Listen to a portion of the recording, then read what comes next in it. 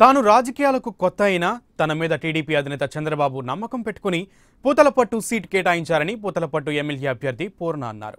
చంద్రబాబు పరిపాలనలో రాష్ట్రం అభివృద్ధి పదంలో పయనిస్తుందని, తిరిగి రాష్ట్రం అభివృద్ధి చెందాలంటే చంద్రబాబే మరొకసారి ముఖ్యమంత్రి కావాలని పూర్ణ అన్నారు.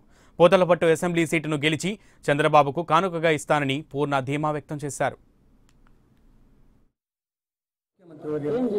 గౌరవనీయులు నారా చంద్రబాబు నాయుడు గారు అపర భగీరథులు. నా కుటుంబ నేపథ్యము లేకుంటే నా ప్రొఫైల్ చూసు లేకుంటే నా విద్యార్హతను చూసు నేను అభ్యర్థిగా పూతలపట్టుకు అభ్యర్థిత్వానికి దరఖాస్తు చేసుకుంటే నా అభ్యర్థిత్వాన్ని పరిశీలించి నాకు పూతలపట్టు టికెట్ని ఖరారు చేశారు.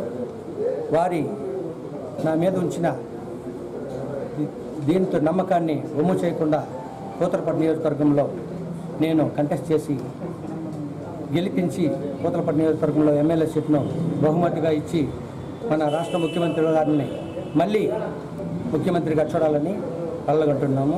అలాగే మేము 43 మంది ఉమ్మడి కుటుంబం, మేమంతా కలిసిమెలిసి ఉన్నాము. ఇప్పటి వరకు నేను ప్రస్తుతం గూడ్స్ అండ్ సర్వీస్ ట్యాక్స్ ఆఫీసర్గా పుత్తూరు సర్కిల్లో పనిచేస్తున్నాను. అలాగే చిత్తూరు జిల్లా కమర్షియల్ ట్యాక్స్ ఎంప్లాయర్స్ అసోసియేషన్ ప్రెసిడెంట్ను కూడా నేను ప్రజెంట్. అలాంటి నేపథ్యాన్ని చూసి నాకు ఈ అవకాశం ఇచ్చిన ముఖ్యమంత్రి గారికి మీద గౌరవంతో నాకు బంధువర్గం కూడా ఈ 5 మండలాల్లో చాలా ఎక్కువగా ఉంది. కాబట్టి తప్పకుండా నేను వారు ఇచ్చిన అవకాశాన్ని సద్వినియోగపరచుకొని తప్పనిసరిగా పూతలపట్టు నియోజకవర్గంలో ఎమ్మెల్యేగా గెలిచి వారికి బహుమతిగా ఇవ్వాలని కోరుకుంటున్నాను.